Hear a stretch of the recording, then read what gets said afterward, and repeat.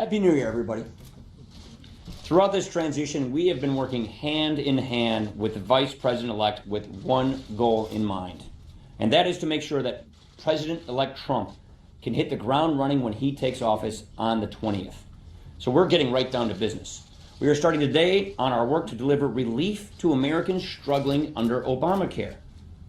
We must remember this. This law has failed. Americans are struggling. The law is failing while we speak. We need to reverse the damage that has been done. Then once we repeal this law, we need to make sure that there is a stable transition to a truly patient-centered system. We want every American to have access to quality, affordable health coverage. All of the things that Obamacare has kept from the American people, more choices, more control, more freedom, we want to put them back in their hands. We know that things are only getting worse under Obamacare. This is about people paying higher premiums every year and feeling powerless to stop it. It's about families paying deductibles that are so high, it doesn't even feel like you have health insurance in the first place. And in so many parts of the country, as you've always heard, even if you want to look for better coverage, you're stuck with one option. One choice is not a choice, it is a monopoly. The healthcare system has been ruined, dismantled under Obamacare. The answer here is not to ignore the problem.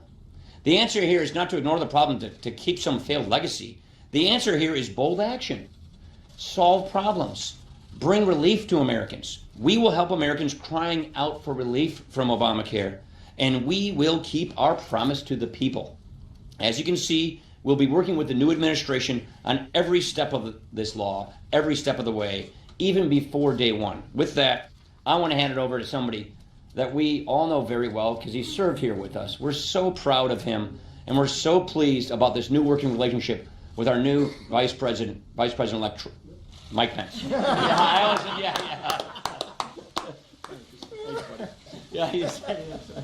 was there until the end. Nice notes. Yeah, I did. Thank you, Mr. Speaker. Thank you to the Speaker and to the leadership for the warm welcome today at the House Republican Conference. I'll be meeting later today with members of the Senate at their weekly luncheon.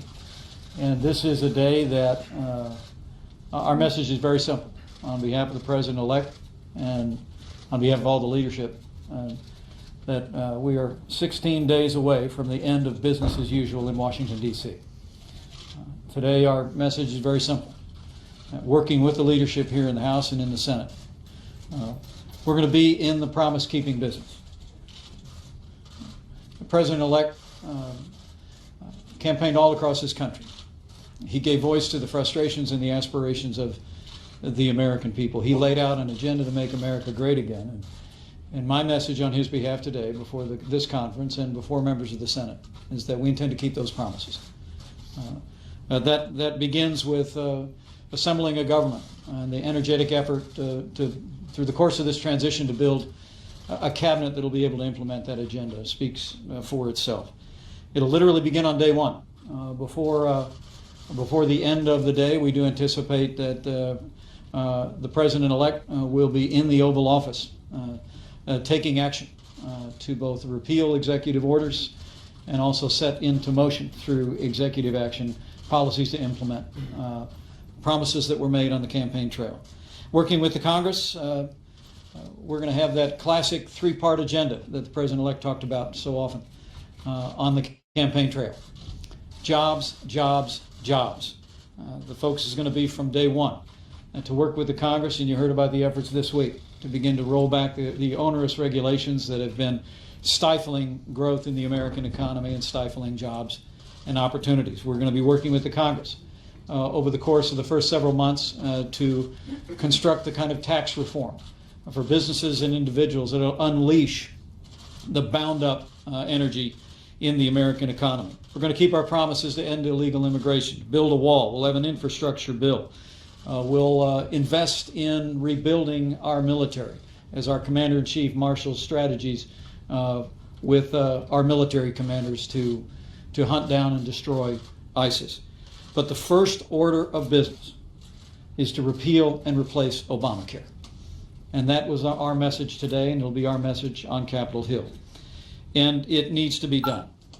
not just as a promise kept, but because in the course of this election, the American people had a choice.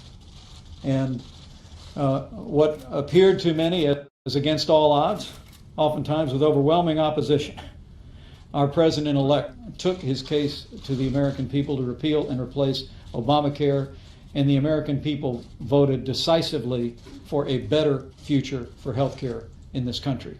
And we are determined to give them that. The reality is that I was here in March of 2010 in another capacity when Obamacare was signed into law. I remember all those promises. We were told that if you like your doctor, you can keep it. Not true. We were told if you liked your health insurance, you can keep it. Not true.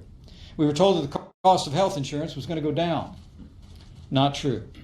The reality is today, premiums this year are increasing by an average of 25% in some states. In Arizona, premiums went up this year 116%, 63% in Tennessee, 53% in Pennsylvania, 40% in North Carolina. Obamacare has worked a hardship on American families, on American businesses, and in a very simple conclusion, the American people have sent new leadership here because Obamacare has failed and it has been rejected by the American people. But now it's the time for us to keep our promises. Step one will be to repeal Obamacare. But as the President-elect said today, and I admonished members of the House Republican Conference today, it's important that they remind the American people of what they already know about Obamacare, that the promises that were made were all broken. And I expect you'll see an effort in the days ahead to talk about the facts around Obamacare. And secondly, of course, is to begin that orderly transition to something better.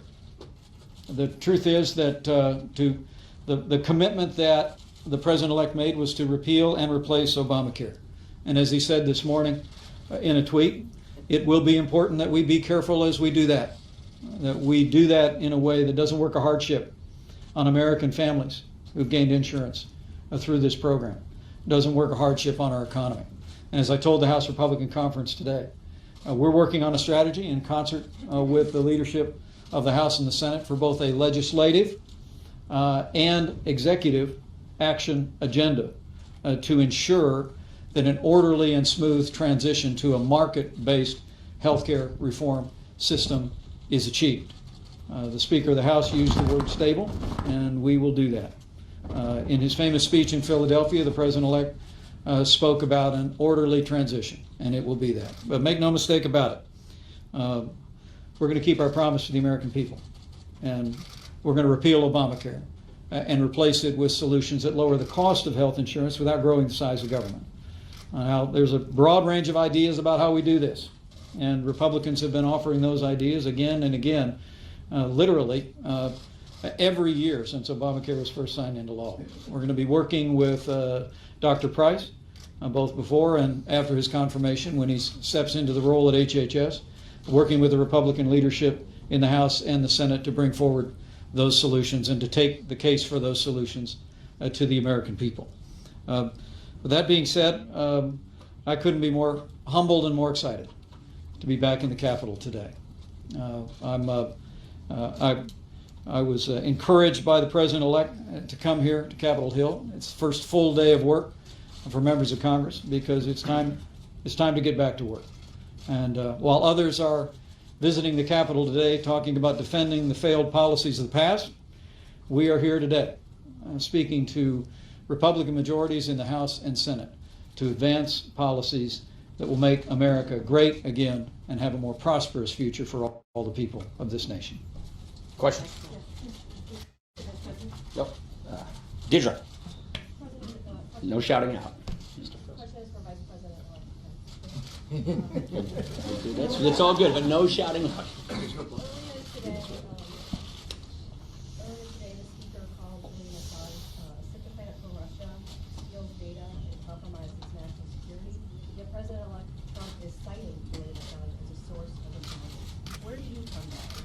As the Speaker or President-elect Trump? The President-elect and I will receive a briefing from the leadership of our intelligence agencies this coming Friday.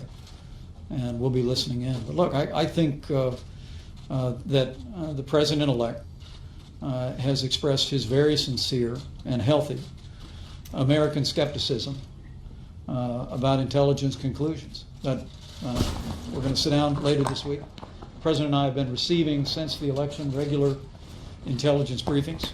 Received a presidential daily brief with the President yesterday, and we'll be looking at the facts and the information. But I think, given some of the intelligence failures of the recent years, the President-elect's made it clear to the American people that he's skeptical about conclusions from the bureaucracy, and I think the American people hear him loud and clear. Is this such a credible source? Mr. Speaker, as mentioned, the president-elect is warning you to be careful here. Is there a danger here? Why move forward with a repeal of Obamacare when you still don't have a clear plan? The president-elect is making an important point that we're trying to emphasize right here today, and that is so much damage has already been done to the country. Obamacare is a story of broken promise after broken promise after broken promise, followed by failing program, higher premiums, higher deductibles. So we want to make sure that as we give relief to people through Obamacare, we do it in a transition that doesn't pull the rug out from anybody during that transition period. That's the point that we're all trying to make. This law has failed. It's getting worse.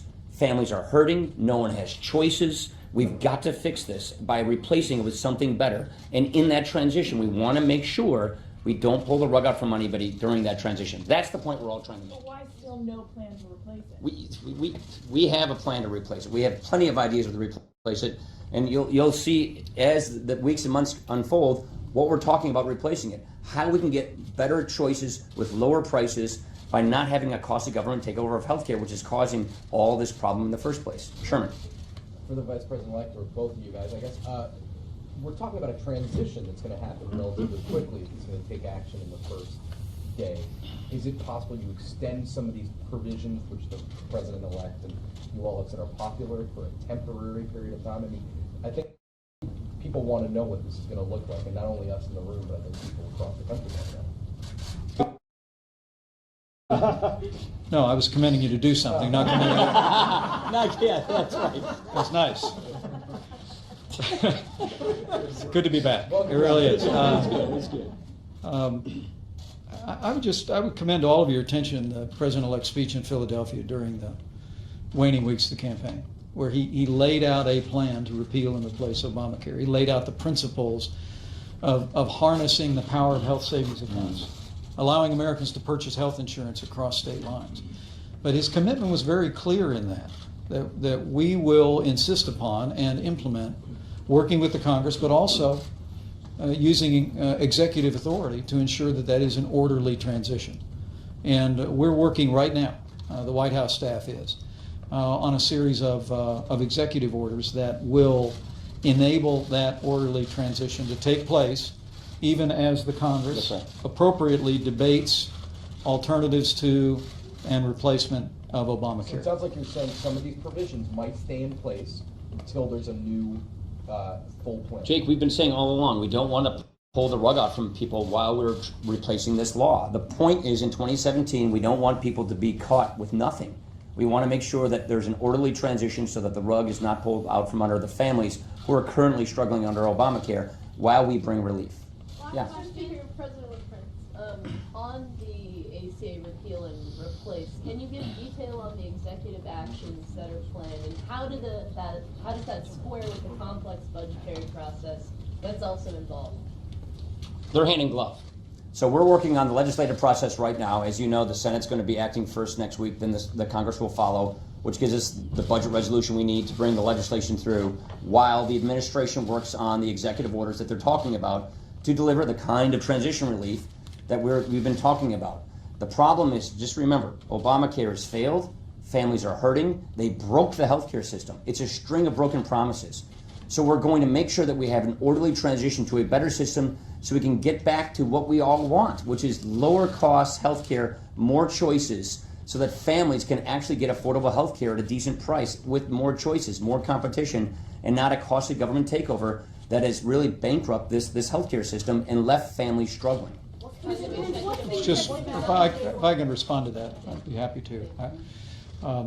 We're working out right now with the White House staff and in concert with legislative leadership, a two-track approach to ensuring that it is an orderly transition as the President-elect has directed. You read his tweet this morning that he has admonished the Congress to be careful, and I reiterated that before the Republican conference today.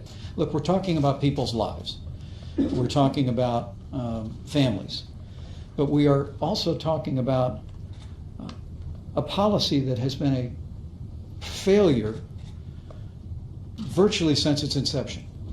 And we intend to, over the course of the coming days and weeks, to be speaking directly to the American people about that failure, but about a better future we can have in healthcare. A future that is built not on growing government, not on mandates, not on taxes, but rather a future that's built on giving the American people more choices in healthcare, allowing the power of the free marketplace to flow in. But the transition to that, we will work out in a way that reflects the compassion of the President-elect and the compassion of every member of Congress to see to it that we do that in a way that serves the best interest of the American people. But look, I think what's clear here is the American people have spoken. You worried about They want to see us repeal and replace Obamacare. And today, my message to members of Congress is that we are going to be in the promise-keeping business. And the first order of business is to keep our promise to repeal Obamacare and replace it with the kind of health care reform that will lower the cost of health insurance without growing the size of government. Thanks, everybody. Appreciate it. We will make America great again.